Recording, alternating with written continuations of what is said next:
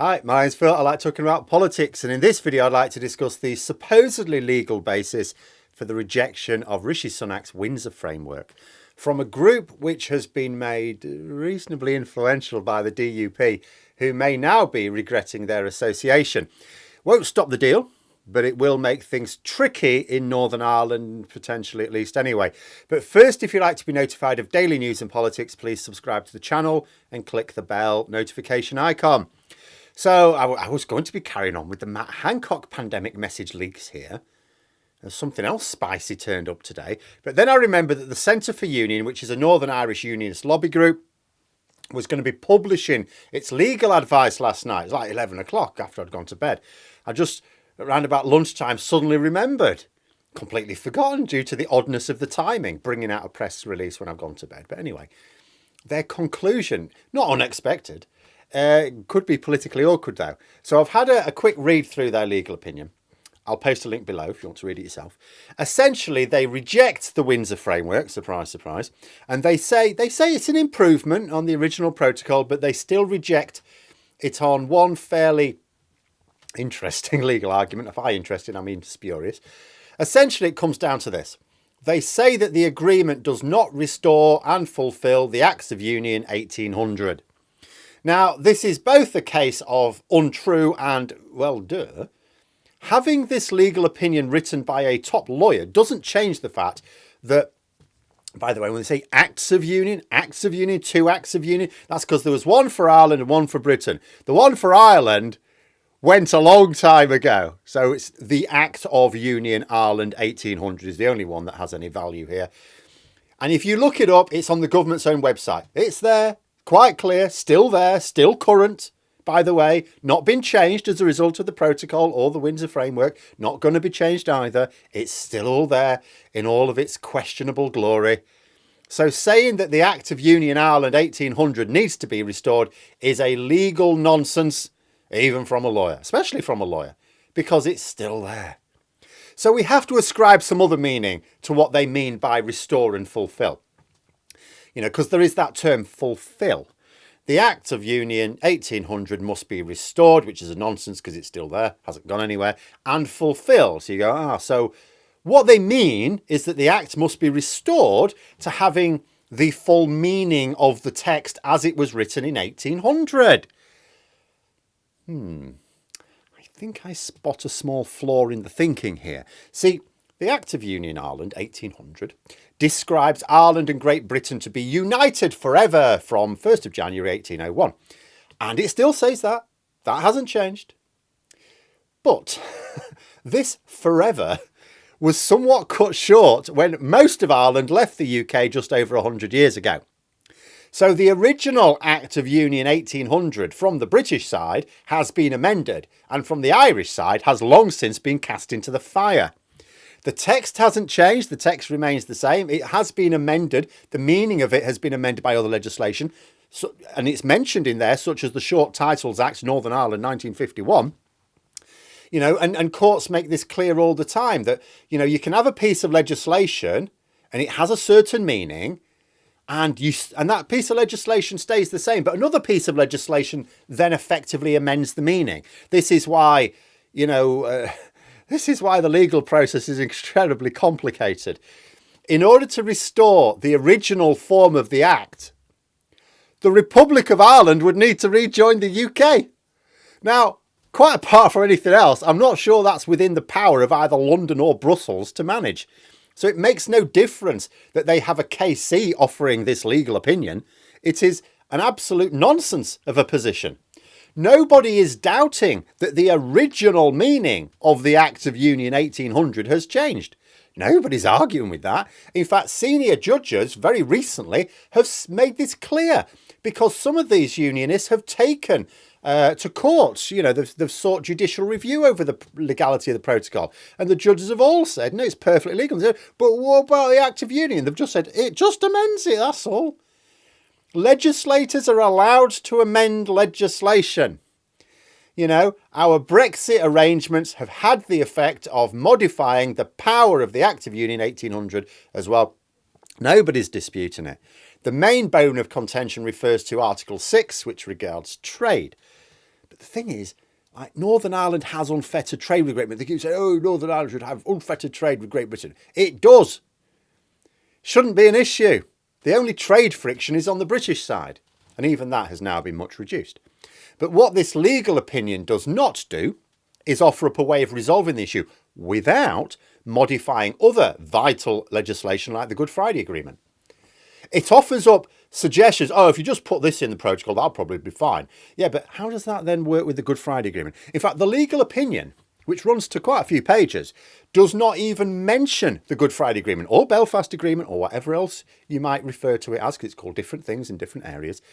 Now, I'm not a legal expert, but if there is no attempt to present a legal remedy which takes account of the Good Friday Agreement or Belfast Agreement or whatever you want to call it, or even mentions it, I'm going to go out on a non-expert limb here and say that the legal opinion is worth about as much as a fart in the wind. But politically, it's very interesting. The impression we are getting is that the DUP were potentially minded to accept this new framework. They were sort of, I think this legal opinion from the Centre for Union is going to be awkward for them. See, some people have asked if this could scupper the deal. They've asked me, oh, can this scupper the deal? No, not a chance. It's done. If Rishi Sunak insisted on DUP approval, if he absolutely required it, he would not have announced the agreement. He would have waited until they'd given their explicit blessing. There were rumours that Sunak might have announced this deal last week. That it ended up being this week is clearly because the only support he was after was Conservative support. Because that's what he had when he announced it this week. He didn't have DUP support at the time and still hasn't at the time I'm recording this. You know, he needed his own MPs to overwhelmingly back the deal in order to bolster his authority. It's quite clear now DUP support would be nice because restoring power sharing would be beneficial, but it's clearly not an essential for Sunak. Sunak cannot now withdraw this agreement. He would look like a right tit, as well as having to face all the same problems with the Northern Ireland Protocol Bill, which would be, he'd be in a weakened position to do so anyway. Now, the Windsor Framework is going to become law in due time. Westminster will vote on it at some point, hopefully before too long, and that would be that. It's the DUP who are in a tricky position here. See, on the one hand, it's clear that their approval isn't important to Sunak. Now, that straight away you would think will make some of them bristle a little. Well, why aren't we important? Why did he announce it without our blessing? And now that this Centre for Union has come out saying that no unionist could possibly support this deal, and that they have got a qualified legal opinion that it doesn't meet the DUP's 7 tests, which actually, if you look at the 7 tests, you could probably say they've got reasonable cause for saying so.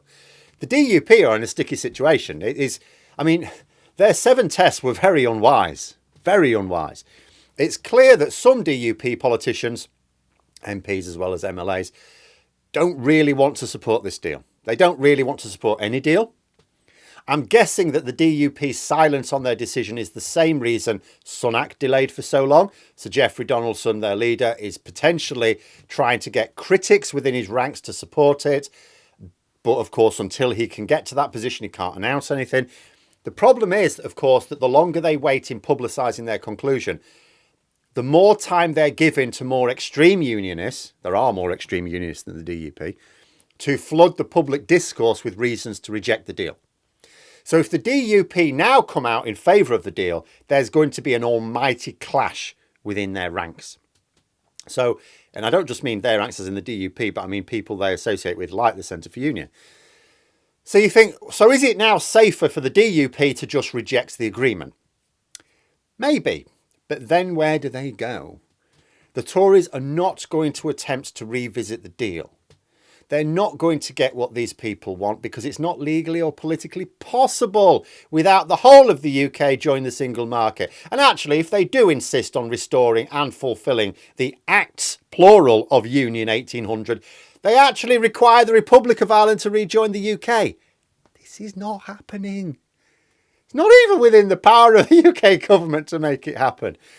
But anyway, so realistically, if they're talking about going back to, say, a pre-Brexit meaning of the Act, then you are talking about rejoining the Single Market and Customs Union for good measure for the whole of the UK. Okay, great. In time? Yes, fine. But not right now. It's not happening right now. I mean, when the UK as a whole aligns much more closely with the EU under Labour, then in a few years there may be scope for dialing down some of the already much reduced impacts of the protocol. But in the here and now, the agreement's done.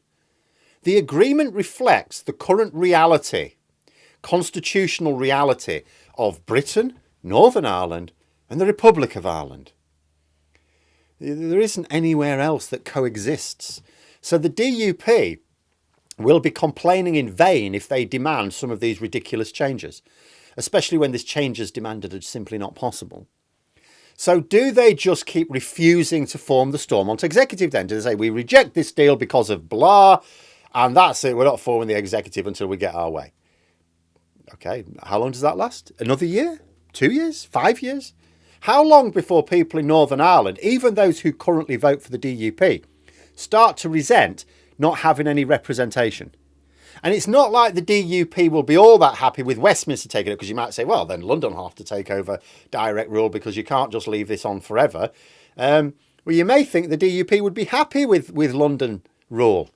But the last time Westminster carried out legislative work on behalf of Northern Ireland in the absence of a functioning executive, it was to improve access to abortions.